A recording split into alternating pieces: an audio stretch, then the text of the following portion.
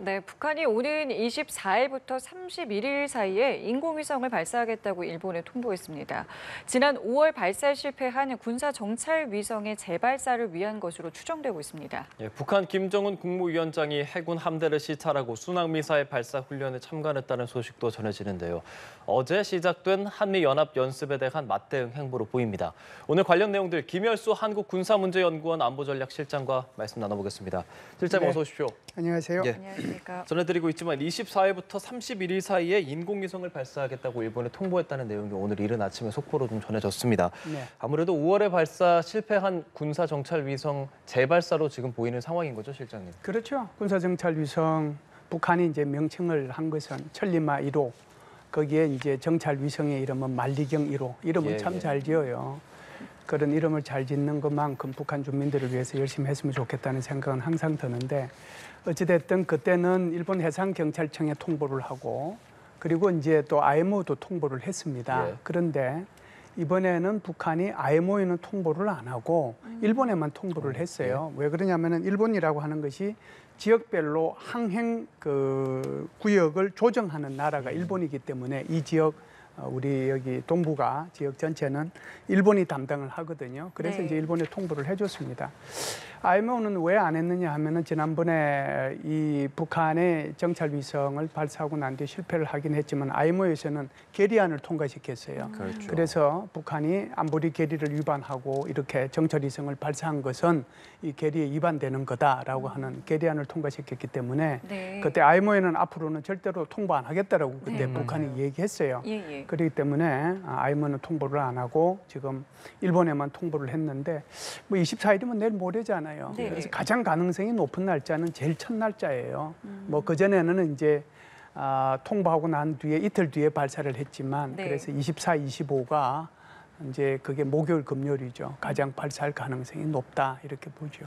그 첫날 혹은 둘째 날에 발사 가능성이 높다는 이유는 뭐 어디에 있는 통상은 이제 건가요? 한 일주일 정도를 잡아서 네네. 이제 하잖아요. 그때 네. 이제 기상도 보고 하지만은 가장 이제 발사하기 좋은 날을 제일 첫날로 잡습니다. 아. 그리고 나서 이제 그 다음 날들이 계속 예비가 되는 거거든요. 애초에 첫날이 가장 좋은 그렇죠. 날이라고 생각을 하는 첫날이 거군요. 자신들이 판단할 때는 가장 좋은 날이라고 생각하기 때문에 통상 이렇게 통보하고 나면 날씨가 괜찮고 발사에 큰 무리가 없다라고 한다면 통상 발사하는 것을 통보한 첫날, 둘째 날, 그 원래 언제 쏘겠다라고 하는 그때 쏘는 것이 거의 관리화되어 있다라고 봐야죠.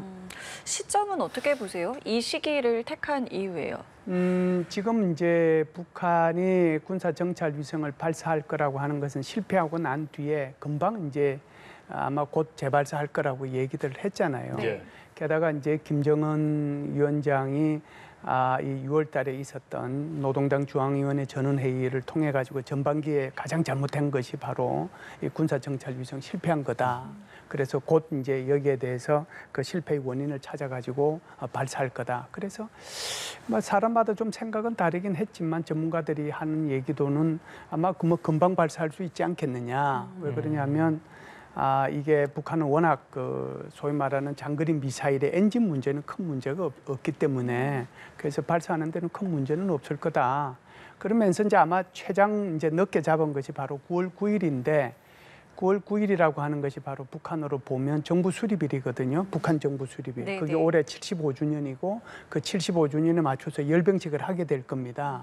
그러면은 이제 축포가 필요한데 그래도 그 축포가 가능하면은 9월 9일 날 가까이 가서 이게 쏘지 않겠느냐 이렇게 생각을 할 수 있잖아요. 예. 네. 그런데 지금 이제 24일 날 발사하겠다라고 하는 것은 다분히 지금 우리 어제부터 시작한 한미 간의 UFS 여기에 아마 대응한다는 차원에서 북한이 이렇게 정찰 위성을 발사하지 않겠는가 시점은 이제 그렇게 보죠.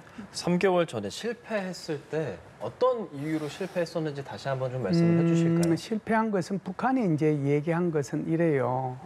이 1단 추진체는 그대로 잘 발사가 됐는데 2단 추진체에 연료 계통에 문제가 있었다는 거잖아요. 그래서 연료 계통에 불안정성이 있었다라고 하는데 여기는 이제 두 가지 문제가 있는 거죠. 그러니까 거기에 들어가는 연료와 여기에 이제 산화제가 이제 같이 섞여야 되는 거거든요. 그러면은 연료 자체에 문제가 있은 건지 산화제의 그 농도 이런 것들하고 이것이 결합되는 과정에서 문제가 있은 건지 여기에 이제 문제가 있어서 자기네들은 실패했다라고 얘기를 했고요. 예. 한국의 국방부 장관께서 말씀하신 거나 국정원에서 얘기한 것은 1단에서 2단으로 갈 때 급격하게 항로를 변경했다는 거죠. 그러면은 이제 그냥 우리가 쉽게 얘기하면 항로가 이렇게 부드럽게 가야 되는데 네. 항로가 이렇게 가다가 급격하게 방향을 틀었다라고 하는 거거든요. 그렇게 틀은 이유는 1단 추진체의 그 흔적을 우리 한국 정부가 수거하지 못하도록 하기 위해서 중국 쪽으로 조금 가다가 그다음에 이제 방향을 원 방향으로 틀어서 가는데 이렇게 급격한 급변침이죠. 예, 급변침. 예. 급변침을 하다 보니까 그 과정 속에서 문제가 있었다라고 우리 국방부나 국정원에서는 보고 있는 예. 거예요. 그럼 두 가지 차원의 이것이 이제 뭐 북한으로 봐서는 숙제였을 텐데 제가 볼 때는 이제 북한이 화성 12형, 14형, 15형, 17형, 18형까지 이렇게 쏜 걸 보면 예. 북한이 제가 볼 때는 엔진에 문제는 있는 건 아니에요. 그래서 문제가 있다라고 하면 이번에는 그런 급변치는 하지 않을 거다. 그래서 과거에 화성 이 2016년도 2월달에 발사했던 것처럼 그냥 부드럽게 정상 각도로 이렇게 발사하지 않겠는가라고 보고요. 문제는 이것보다는 더 중요한 게 있어요. 우리가 이제 우리 해군이 정말 뭐 대단한 우리 해군인데 그 해군이 사실상 2단 추진체하고 일종의 보면은 탑재체까지 다 수거를 했잖아요. 예. 그래서 탑재체를 수거해서 보니까 그 안에 내용이 결국은 그 안에 들어있는 것이 정찰 위성이니까 정찰 위성이 제일 중요한 것은 카메라거든요. 그렇죠. 네. 그러면은 이제 그게 통상의 정찰 위성이 가지고 있는 것이 하나만 들어있는 것이 아니고요. 광학 장비도 있고 합성 계구 레이더 시스템이라고 하는 사 장비도 있는 예. 거고 심지어 적외선 장비라고는 IR 장비도 있어야 이것이 주야 밤낮 뭐 태풍이 불든 뭐 하든 24시간 관측할 수 있단 말이죠. 그런데 그때 이제 이렇게 우리가 인양을 해서 이제 분석을 해봤는데 세부적인 내용은 말을 안 했지만 그때 이제 어떤 거기에 관련했던 관계자가 하는 얘기가 이거는 그런 광학 장비나 무슨 사 장비 이런 정도가 아니고 예. 여기서 그냥 카메라 수준이다. 조금 성능 좋은. 그럼 조금 좋은 성능 좋은 카메라가 무슨 그게 정찰 위성으로서 역할을 하겠어요. 네. 그래서 제가 생각할 때는 지금 북한의 엔진의 문제는 뭐 금방 저는 해결이 됐을 거라고 보고 중요한 것은 탑재체에 얼마나 성능이 좋은 이런 그 정찰 위성 장비를 탑재했느냐가 저는 이제 중요하다고 보거든요. 네. 그러면 그걸 그 사이에 확보했느냐 하는 거죠. 네. 그래서 지난번에 우리가 이제 보셨다시피 그 전성절 북한이 얘기하는 네네. 정선절이죠. 그때 쇼이구 국방부 장관이 오고 또 러시아로부터 그 항공기가 와가지고 북한에 한 이틀 머물다가 이렇게 다시 돌아가는 그 과정 속에서 중요한 장비들이 러시아로부터 들어왔을 수도 있고 나갈 때는 물론 이제 북한산 무기를 싣고 갔겠죠. 그래서 그런 차원에서 보면 얼마만큼 이게 성능이 향상된 광학 장비나 사 장비 등을 소위 말해서 러시아가 가지고 있는 정찰 위성 정도 수준까지는 안 간다고 하더라도 네. 그보다 조금 낮은 수준이라도 그런 것들을 탑재할 수 있느냐. 거기에 대한 자신감이 생겼기 때문에 북한이 이번에 다시 재시도를 하지 않는가 이런 생각은 해요. 예, 알겠습니다. 그게 하나만 좀 짧게 여쭤보면 확보만 한다면 쏘아 올려서 인공위성이 돌아가는 것까지는 뭐 전혀 문제가 되지 않습니까? 그렇죠. 왜 그러냐면 북한은 이미 성공한 경험이 있어요. 2012년도 4월 달에 발사해가지고 이건 이제 김정은이 등장하자마자 발사한 거잖아요. 예. 2011년도에 등장해서 2012년도 자기 할아버지 생일 직전에 이걸 발사했거든요. 4월 네네. 12일 날. 그때는 발사해서 실패했어요. 네네. 그런데 12월 달에 발사해서 성공했잖아요. 그게 이제 광명성 3호거든요. 그리고 이제 2016년도 2월 달에 다시 발사해서 성공했습니다. 예. 그게 광명성 4호예요. 물론 그게 거의 더미 수준이에요. 그게 거기서 나오는 뭐 통신도 없고 뭐 아무것도 없고 그런다고 해요. 그리고 이제 지금은 이제 수명이 다 돼서 아무런 기능을 수행하지 못하고 있는 것이 북한이 쏘아 올렸던 건데 어쨌든 두 분의 성공의 경험을 갖고 있잖아요. 그렇기 네. 때문에 이번에 아마 쏘아 올리면은 그 안에 성능이 어느 정도일지는 모르지만 아마 성공의 가능성은 있지 않겠는가 이런 생각은 합니다. 예, 알겠습니다. 이 부분도 좀 함께 보겠습니다. 김정은 위원장의 최근 행보를 보니까 해군 부대를 시찰했더라고요. 지금 이 시점에 해군에 이제 방문한 김 위원장의 동선에 대해서 좀 어떤 생각 좀 하셨는지요? 글쎄 이제 이게 통상 북한이 김정은의 동선이 하루 전날 있었으면 그 다음 날 노동신문을 통해 가지고 다 얘기를 하는데 네. 이번 같은 경우는 언제 이제 해군 부대를 시찰했다는 네, 것도 없잖아요. 네네. 그래서 이제 우리 합참에서 쭉 분석을 해보니까 아마 8월 14일부터 18일 사이에 아마 이 해군 부대를 보지 않았는가 이렇게 이제 얘기를 하고요. 중요한 것은 이제 해군 부대를 이제 시찰한 이유가 뭘까? 왜 이 시점에 이제 공개했을까? 이런 거잖아요. 그래서 아마 이제 크게 두 가지를 볼 수 있을 텐데 하나는 이제 한미연합훈련에 대응한다는 차원이 있어요. 거기 이제 소위 북한은 지금까지는 주로 이제 지상에서 발사하는 미사일들을 많이 쏘고 그걸 보여주었지 않습니까? 그렇죠. 그래서 이제는 우리 해군 함정에서도 그것도 꽤 괜찮은 성능을 가진 그런 미사일을 쏠 수 있다. 그래서 그 미사일의 대상은 함대함이니까 네. 소위 말해서 한미의 어떤 함정이든지 그 함정을 대상으로 공격할 수 있다라고 하는 것을 한번 보여주고 싶을 거고요. 두 번째는 이런 부대 시찰을 통해서 지금까지는 지상 부대 또는 뭐 핵미사일 여기에 대해서만 관심을 많이 갖고 그쪽으로 이제 전력을 발전시켜 왔는데 앞으로는 이제 최근에 김정은이가 그 군수 공장을 많이 방문을 했지만 재래식 무기도 또 재래식 전력도 좀 발전시키겠다. 그런데 가장 떨어지는 분야 중에 하나가 바로 북한은 이 비대칭 전력에 대해서는 굉장히 그 발전을 시켜왔죠. 그러니까 이제 비대칭 전략이라고 하면은 핵 미사일에 관계되는 거거든요. 그렇죠. 그런데 재래식 전력 중에서도 특히 해군과 공군은 굉장히 약해요. 그래서 뭐 시뮬레이션을 이렇게 해보면 공군 부대 같으면은 이렇게 시뮬레이션을 우리가 가지고 있는 공군력, 뭐 북한이 가지고 있는 공군력 띄워가지고 해보면 금방 소멸되거든요. 그러니까 그만큼 이제 공군력이 없다는 거죠. 마찬가지로 해군도 수상 함정만 따지면 북한의 해군 함정이 420척, 수상 함정만. 그런데 이제 한국은 한 90척 정도 되니까 이게 양쪽으로 보면은 뭐 게임이 안 될 정도로 한 4배 반 정도 많잖아요. 그런데 질적으로 들어가면 정말 게임이 안 돼요. 게임이. 우리는 뭐 2지3이 뭐 많이 있잖아요. 그렇죠. 그런데 북한은 이제 그런 게 없고 단지 해군력 중에서도 북한이 비대칭 전력을 운용하고 있는 부분이 바로 잠수함입니다. 우리 한국의 잠수함은 한 20척 정도 되는데 북한은 70여 척 되거든요.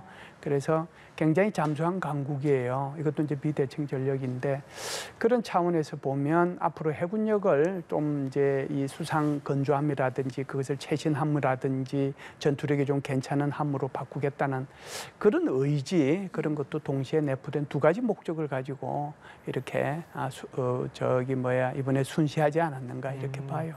그런 목적으로 북한이 발표한 건 전략 순항 미사일 발사 훈련을 참관했다라는 내용을 이제 발표를 했는데 사실 전략 순항 미사일이라고 하면 그런 기술이 지금 북한 측면에서 가지고 있는지도 일단 궁금하고 합참에선 이게 함대함 미사일일 것이다라고 발표하지 않았습니까? 어떤 차이가 있기 때문에 이런 좀 차이가 존재하는 걸까요? 일단 북한은 전략 순항 미사일을 몇 번에 걸쳐서 시험 발사를 했어요. 3월 달에도 하고 7월 달에도 하고 그랬는데 그건 이제 우리가 이제 흔히 얘기하는 화살 1형 화살 2형 이런 거잖아요. 그 화살 1형은 사거리가 한 1,500km 정도 나가는 거고 화살 2형은 1,800km에서 한 200km 정도 나가는 거거든요.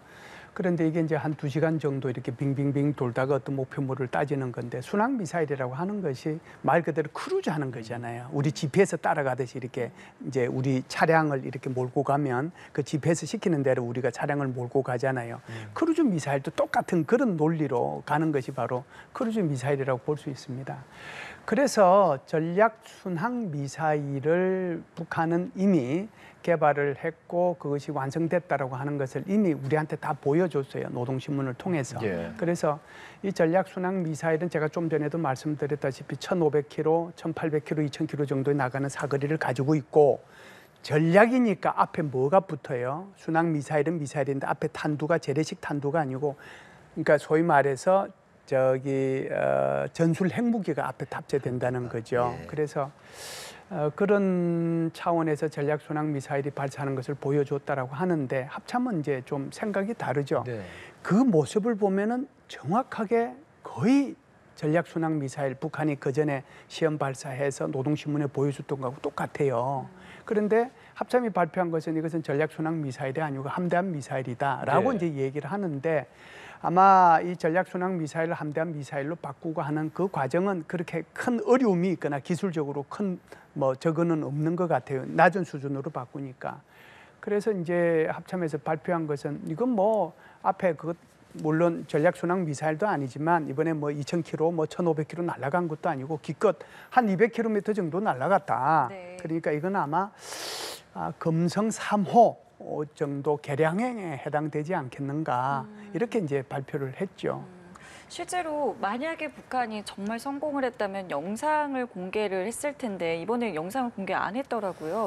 이 부분도 이제 그렇기 때문에 이런 추측에 대해서 정말 성공한 것인가라는 이제 의구심을 들게 하는 것인데 왜 영상을 공개하진 않았을까요? 이제 아주 좋은 말씀을 하셨는데요. 북한은 영상을 설령 공개했다고 하더라도 그것이 맞다고 저는 생각하지 않아요. 얼마든지 조작하고 얼마든지 뭐 바꿀 수는 있다라고 저는 예. 생각을 해요. 네.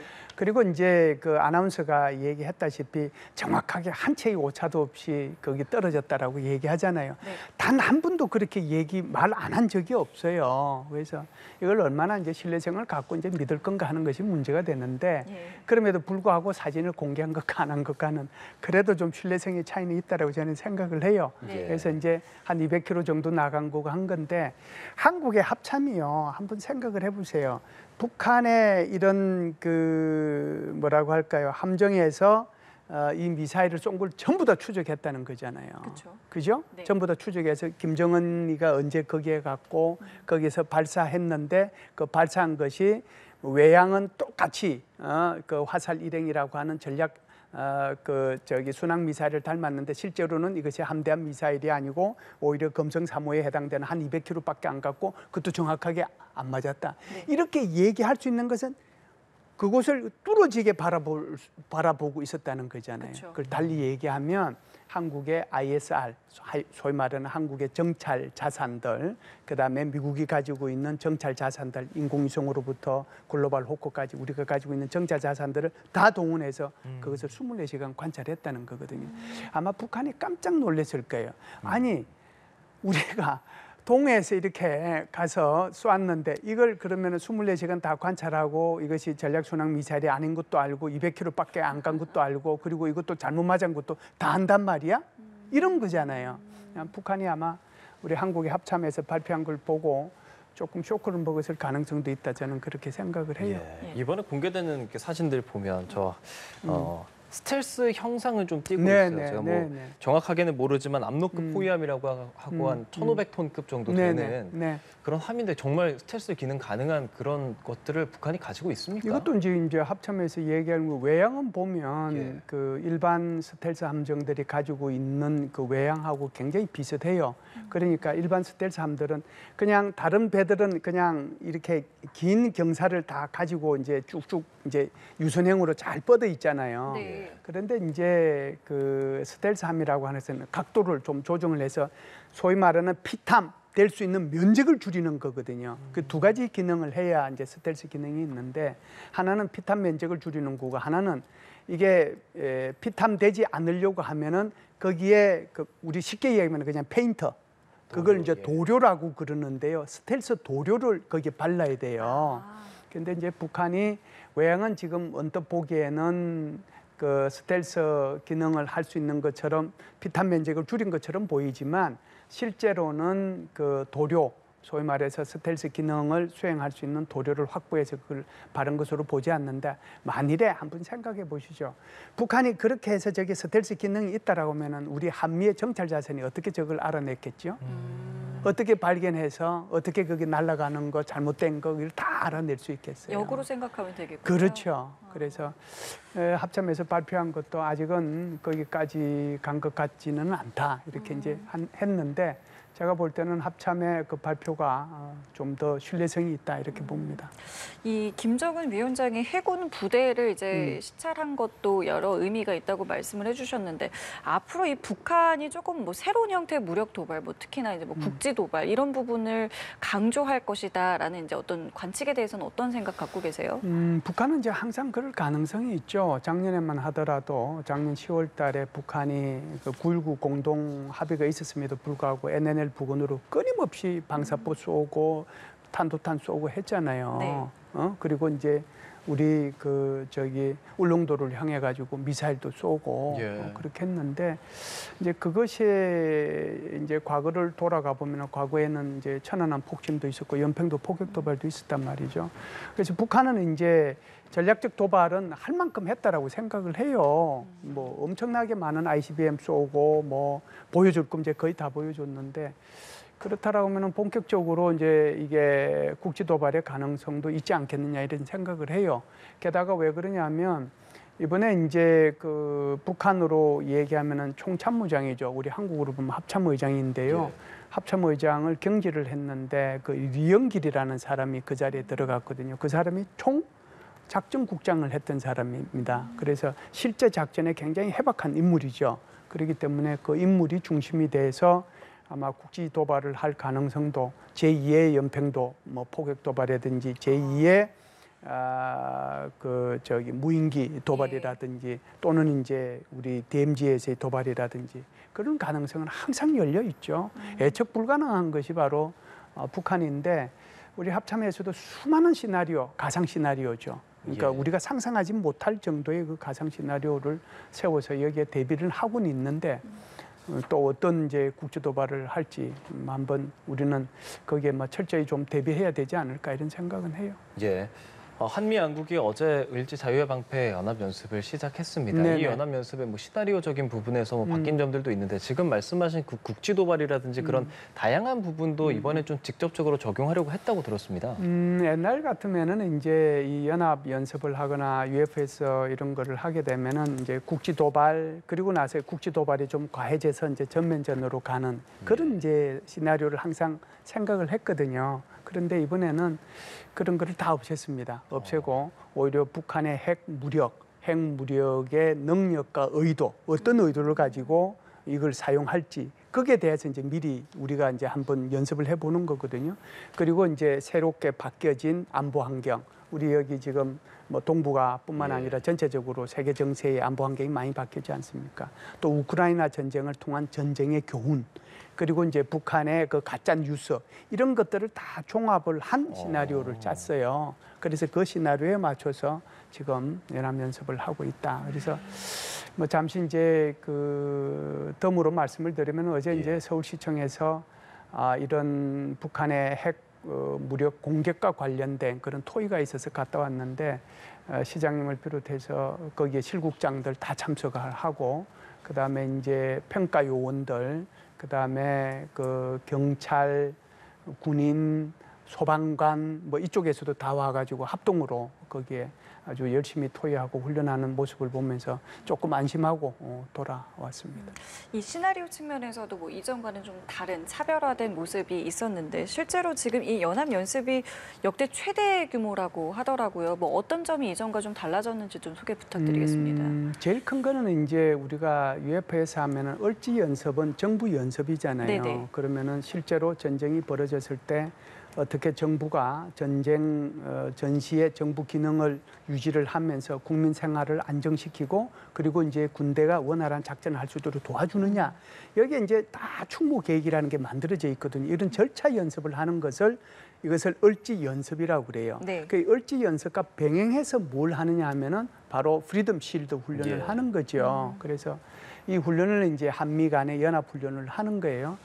작년에 이제 UF에서 훈련을 할 때는 이게 이제 여태껏 몇 년 동안 사실상 제대로 UF에서 훈련을 못 했지 않습니까? 네네. 뭐 여러 가지 이제 이유가 있죠. 뭐 코로나19도 있지만 어찌됐든 그래서 작년에는 UF에서 훈련을 할 때 이것을 정상화시켰다는 그런 의미가 있고요. 그때는 이제 한미 간의 연합 훈련이 한 13건 정도 있었습니다.